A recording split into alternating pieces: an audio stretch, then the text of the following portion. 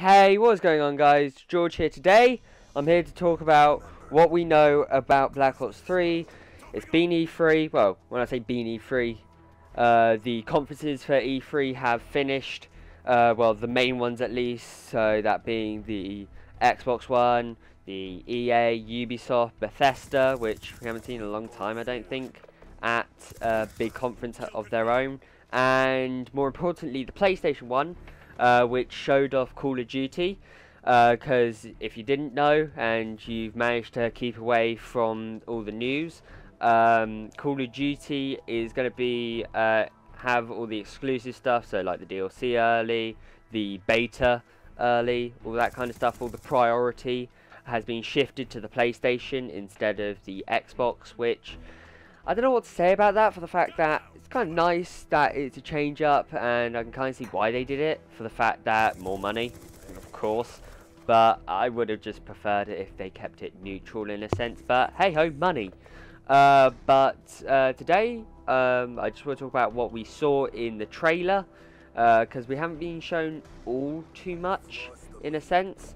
All we've got is people actually talking about the actual game. From what they saw, some people have been able to play like early alpha type versions of the game, which nobody to the public will really get to play. They'll only see the beta, which will be a more polished version, but it's not exactly going to be the full game. You know, quite a few things could be easily taken out, but it all really depends on when the beta actually is. So if they make the beta, I would say the best time would be late August, early September. Run it for a couple weeks, and no later than that. As soon as it starts to get into October, I kind of feel then there is no point in a beta other than build up hype. That's the only purpose of it then. But I just want to talk about what we saw, and I don't know what to really think about it, for the sense that it's a futuristic game where it's got all the futuristic stuff, like wall running. I can't talk properly today. Wall running, which comes straight out of Titanfall. But it kind of it looks like Treyarch have tried to balance it. Don't know how it will play out, but it looks like they've tried to balance it in the sense that there's a little like bar saying how much energy you have to do it, so you can't exactly use it all the time. I kind of think that they could build on that and make it so that it's kind of like how I felt the EXO abilities should have been, you know, the ones that, you know, like EXO ping, EXO hover, whatever they're called. I can't really remember how I think they should have laid it out in Advanced Warfare, whereby you have a certain amount, you can like use that all up, but the only time you can gain it back is not over time.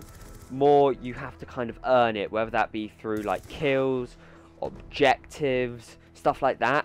So say for example, if you got a kill, you get a little notch back onto what you can use, and you can actually use that to, you know, boost around, slide around, rule one around, and that can actually add a bit more like it makes you think when you should use it in a sense. So you save it up to make this one rule one or whatever.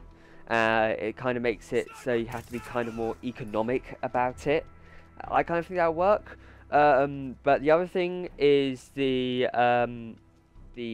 ability type things. I forgot what they're called, where they're ripped straight out of Destiny. Let's face it, they're ripped out straight out of Destiny, whereby you get it over time.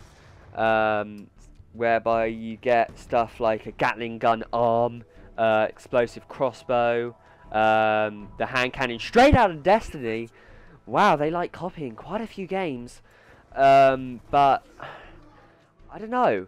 I feel like the way that they could balance that out, if they were needing to balance it out, is make it so that you get it like about, if you play for about 5 minutes, but it speeds up depending on if you get a certain amount of kills. So maybe if you got 5 kills, the time gets decreased by an extra 15 seconds or whatever. But make it so that then you can only use it once in a game. So you have to kind of be more economical about how you use it, because I feel like something like that should not be something you should be reliant on, because I feel like in Advanced Warfare you're kind of reliant on all the kind of abilities and stuff like that, like jumping and boosting along, where I don't think they should be. I think it should be something that you kind of use to gain an advantage, but you can only use it so often, so you have to choose when you want that advantage. So it kind of becomes tactical in a sense rather than something that is reliant on. But then again, this game is kind of really casual. It's arcade-like. It's not like a game like Counter-Strike whereby it's all tactical, or a game where like Battlefield whereby whilst casual is tactical. I feel like this game is too arcadey. That being said though, there should be some game balance at least. Thinking about game balance though, since this is a Treyarch game, I kind of feel like there's going to be quite a lot of balance, because I feel like with Treyarch games, these games don't exactly cater to...